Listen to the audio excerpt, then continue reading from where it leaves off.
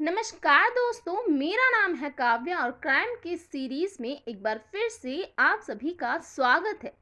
दोस्तों, आज की कहानी एक ऐसे लड़के की है जिसने अपनी महबूबा के लिए अपनी मां का ही कत्ल कर दिया। तो चलिए दोस्तों, कहानी को शुरू करते हैं। पुराने भोपाल में बन्ने मियाँ और उनकी पत्नी जमीला का नाम किसी पहचान का मोहताज नहीं था। उन्हें वहां हर कोई जानता था। बन्ने मियाँ की इमेज एक भाजपा समर्थक मुसलमान नेता की थी। वह आपातकाल के समय गिरफ्तार करके जेल भी भेजे गए थे। वह बड़ी शान से खुद को मीसाबंदी बताते हुए जेल के उस समय यानी कि 1975 के किस्से लोगों को सुनाते रहते थे कि कांग्रेसी शासनकाल में हम नई आजादी के सिपाहियों पर किस किस तरह के जुल्म सितम ढाए गए थे। 48 साल की जमीला बेगम उनकी दूसरी पत्नी थी। वह भी राजनीति में जरूरत के हिसाब से सक्रिय रहने वाली महिला थी और कद काठी से भी काफी मजबूत थी। उनकी इमेज झुग्गी झोपड़ी की राजनीति करने वाली औरत की थी, जो अपने पति की पहुंच और रसूख के दम पर झुग्गी झोपड़ी का कारोबार भी करती थी। इस काम से उन्होंने खासा पैसा बनाया था। हालांकि पैसों की कमी उन्हें वैसे भी नहीं थी, क्योंकि बन्ने मियाँ खानदानी आदमी थे। उन्हें विरासत में ही कोई 25 एकड़ जमीन मिली थी, जिसकी कीमत अब करोड़ों में है। दूसरी शादी करके बन्ने मियाँ गौतम नगर थाना इलाके के इंदिरा नगर में रहने लगे थे। जमीला से उन्हें एक बेटा अमन था, जो 22 साल का बाका जवान हो चुका था। बन्ने मियाँ की पहली बीवी अपने 4 बच्चों के साथ गांधीनगर इलाके में रहती थी। उनके बच्चों में से एक बेटा अपराधी प्रवृत्ति का था। जिंदगी में कहीं उतार चढ़ाव देखने वाले बन्ने मियाँ कहने का हक तो रखते ही थे कि मियाँ ऊपर वाले के फजल से सब कुछ है मेरे पास, किसी चीज की कोई कमी नहीं है। भाजपा अल्पसंख्यक मोर्चा अब कहने भर का रह गया है, जिसमें पुराने जमाने के इने गिने नेता ही सक्रिय है और इस इकाई को जैसे तैसे ढो रहे हैं, लेकिन उन्हें इसका अच्छा खासा फायदा मिल रहा है। बन्ने मियाँ और जमीला बेगम सियासत करते हुए तबीयत से भाजपाई राज में चांदी काट रहे थे। इन दोनों ने मिलकर अपना अच्छा खासा समर्थक वर्ग भी तैयार कर रखा था। लेकिन 30 नवंबर को जमीला बेगम की जिंदगी में एक नया मोड़ आया। दरअसल 30 नवंबर की दोपहर को अचानक जमीला बेगम की मौत की खबर आग की तरह फैल गई। दोपहर के वक्त इंदिरा नगर में आमतौर पर औरतें और बच्चे ही होते थे। मर्द अपने अपने काम पर निकल चुके होते थे। अमन ने तंग गली में बने अपने मकान के बाहर आकर शोर मचाया, तो वहां मौजूद तमाम औरतें अपना काम धंधा छोड़कर जमीला के घर की ओर भागी। हर एक की जुबान पर यही सवाल था कि क्या हुआ। जवाब में घबराए अमन ने बताया कि अम्मी को करंट लगा है। औरतों ने देखा कि जमीला बेगम खाट पर लेटी थी और उनके शरीर में कोई हलचल नहीं हो रही थी। लिहाजा तुरंत ही नजदीकी से ऑटो बुलवाकर उन्हें हमदिया अस्पताल ले जाया गया। घर आई औरतों में कुछ औरतें हैरानी से घर की दीवारों को देख रही थी कि जमीला को करंट कैसे लगा। ये सवाल अमन से भी किया गया, तो वह घबराहट के मारे कोई जवाब नहीं दे पाया। औरतों ने भी उसकी हालत देखते हुए ज्यादा कुरेदना ठीक नहीं समझा। अलबत्ता जमीला को जब ऑटो से ले जाया जा रहा था, तो जरूर कुछ औरतों ने उसके बाएं कंधे के नीचे एक सुराग देखा था। लेकिन अस्पताल पहुंचने की जल्दबाजी में किसी ने इस बात पर सवाल नहीं किया। बन्ने मियाँ उस समय अपनी सीमा बंदियों वाली पेंशन लेने बैंक गए हुए थे। जैसे ही उन्हें बीवी की मौत की खबर मिली, तो वह भी भागे भागे हमदिया अस्पताल पहुंचे। तब तक डॉक्टरों ने जमीला का निरीक्षण कर उन्हें मृत घोषित कर दिया था। अस्पताल में खासी भीड़ जमा हो गई थी। जमीला बेगम के दफनाए जाने की यानी कि अंतिम संस्कार की बातें और तैयारी दोनों ही शुरू हो गई थी। जमीला की मौत की खबर थाना गौतम नगर के थाना प्रभारी मुख्तार कुरैशी तक पहुंची, तो वह तुरंत हरकत में आ गए। जमीला की मौत कुदरती नहीं बल्कि संदिग्ध थी, ये बात उन्हें अपने सूत्रों से पता चल चुकी थी। साथ ही ये भी कि जमीला के घर वाले यानी कि खास तौर पर पति बन्ने मियाँ और बेटा अमन इस मौत को राज रखना चाहते हैं, इसीलिए कफन दफन के इंतजाम में जुट गए हैं। मुख्तार कुरैशी के लिए जमीला की मौत संदिग्ध इस लिहाज से भी थी कि 2 दिन पहले ही ट्रैक्टर रखने को लेकर कुछ पड़ोसियों से जमीला का विवाद हुआ था। कुछ लोगों के खिलाफ जमीला ने थाने में शिकायत भी दर्ज करवा रखी थी। कुरैशी नहीं चाहते थे कि किसी को कुछ कहने का मौका मिले, क्योंकि मामला एक भाजपा नेत्री की संदिग्ध मौत का था, जिस पर उचित कार्रवाई न करने पर बवाल भी मच सकता था। लिहाजा वह बगैर वक्त गवाए ही हमदिया अस्पताल पहुंच गए। उनका शक सच निकला।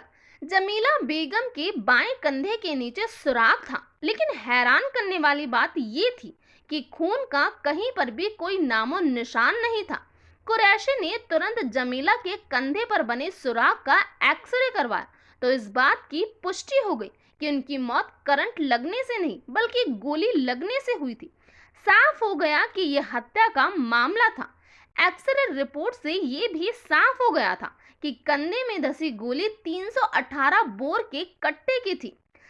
जमीला के अंतिम संस्कार की बात अब खत्म हो गई थी और उनका पोस्टमार्टम शुरू हो चुका था। पोस्टमार्टम के बाद उनका शव घर वालों यानी कि बन्ने मियां और अमन को सौंप दिया गया था। पूछताछ में पुलिस को अमन से कुछ हासिल नहीं हुआ। वह कभी करंट लगने की बात कहता तो कभी ये शक भी जाहिर करता कि मुमकिन है कि मम्मी को किसी ने घर में घुसकर गोली मारी हो, जिसका उसे पता नहीं चला क्योंकि उस वक्त वह सो रहा था। दूसरी ओर पूरे शहर में ये अफवाह फैल चुकी थी कि जमीला की हत्या हो गई है, पर हत्यारे कौन है इसका पता नहीं चल पा रहा है। पुलिस को अमन पर शक था, लेकिन उसे कातिल ठहराने की कोई ठोस वजह उनके पास अभी तक नहीं थी। पूछताछ में पड़ोसियों से विवाद की बात सामने आई थी। उससे भी ज्यादा दिलचस्प लेकिन गंभीर बात ये भी उजागर हुई थी कि बन्ने मियां का पहली पत्नी से कुछ दिनों पहले ही जायदाद को लेकर झगड़ा हुआ था, जिसका एक बेटा आपराधिक प्रवृत्ति का था। लिहाजा वह भी शक के दायरे में आता है। आमतौर पर हत्या के ऐसे मामले में पुलिस 1 या 2 दिन में ही असली कातिल तक पहुंच जाती है, लेकिन जमीला बेगम की हत्या पुलिस वालों के लिए गुत्थी बनती जा रही थी। पड़ोसियों से पूछताछ की गई तो झगड़े की बात तो उन्होंने स्वीकारी, लेकिन जमीला की मौत के तार उनसे जुड़ नहीं पाए। इधर बन्ने मियां की पहली बीवी और बच्चों से भी पूछताछ की गई, लेकिन कोई ऐसी वजह सामने नहीं आई जिससे उन पर शक किया जाता। कोई नतीजा ना निकलते देख एसपी अरविंद सक्सेना ने ये मामला क्राइम ब्रांच के सुपुर्द कर दिया।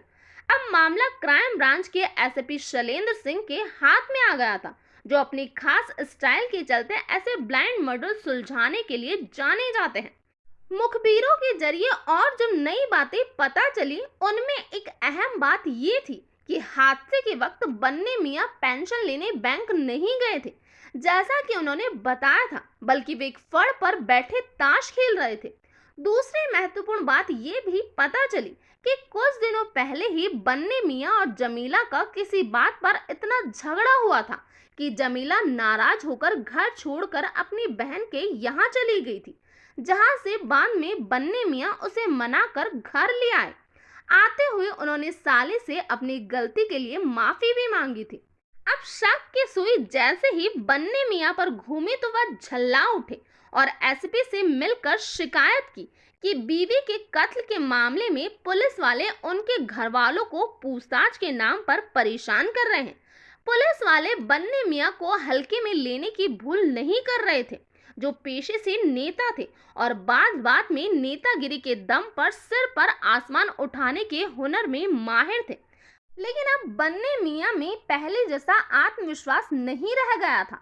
इसीलिए पुलिस वाले ताड़ गए थे कि दाल में कुछ काला जरूर है, पर दाल कहाँ है और कितनी काली है, वहां तक पहुंचने के लिए सब्र की जरूरत थी। लिहाजा ढील देकर पतंग उड़ाने की शैली अपनाई गई। बन्ने मियां पर शक की वजह ये मनोवैज्ञानिक पहलू भी था कि कहीं बाहर कलह के बाद शौहर सुलह करता है तो एक खतरनाक ख्याल उसके दिमाग में बीवी को देख लेने या उसे सबक सिखाने का भी पनप रहा होता है। पुलिस की बार बार की पूछताछ और छानबीन कम हो जाने से बन्ने मियां और अमन को थोड़ा सुकून मिला।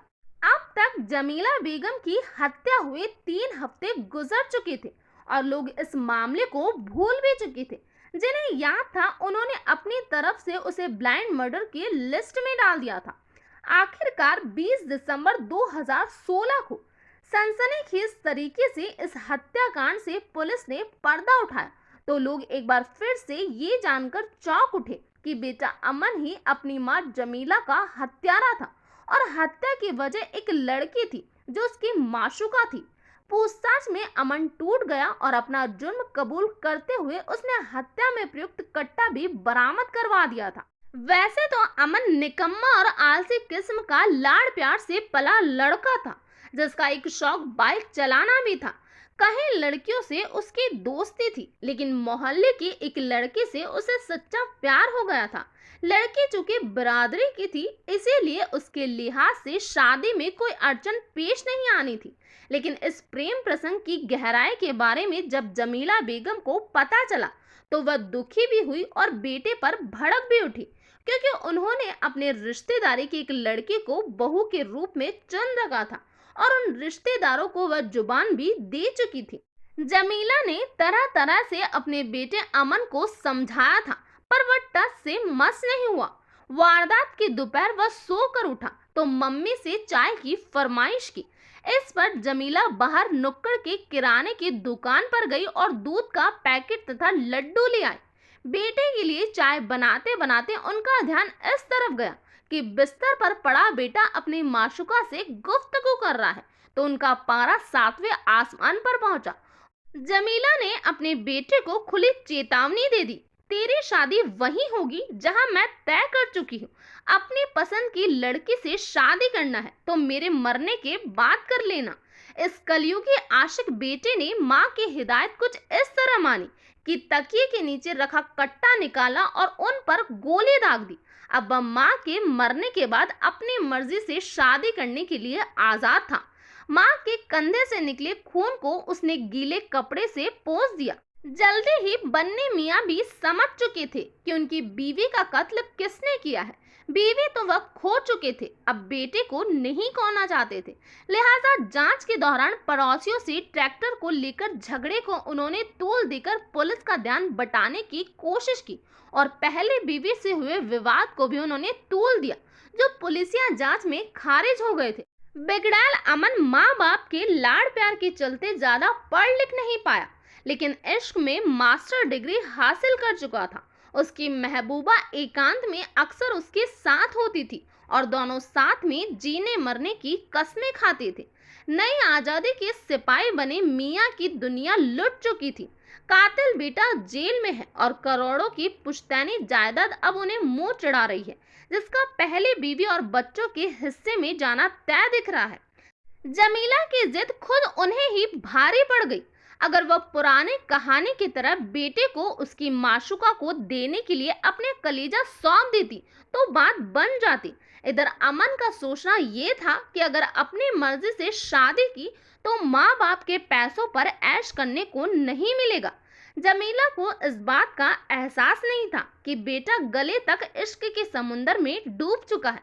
गोली मारने के पहले उसने कहा भी था कि अब्बा ने भी तुमसे इसी तरह शादी की थी। पुराने भोपाल के गरीब जरूरतमंद बांदिशों को झोपड़ी दिलाने का कारोबार करने वाली जमीला का घर अब उजड़ चुका है जिसमें अब बन्ने मियाँ गमगीन से बैठे रहते हैं। बेटे की परवरिश में कहाँ गलती हो गई ये अब उन्हें सब कुछ लुटने के बाद समझ आ रहा है।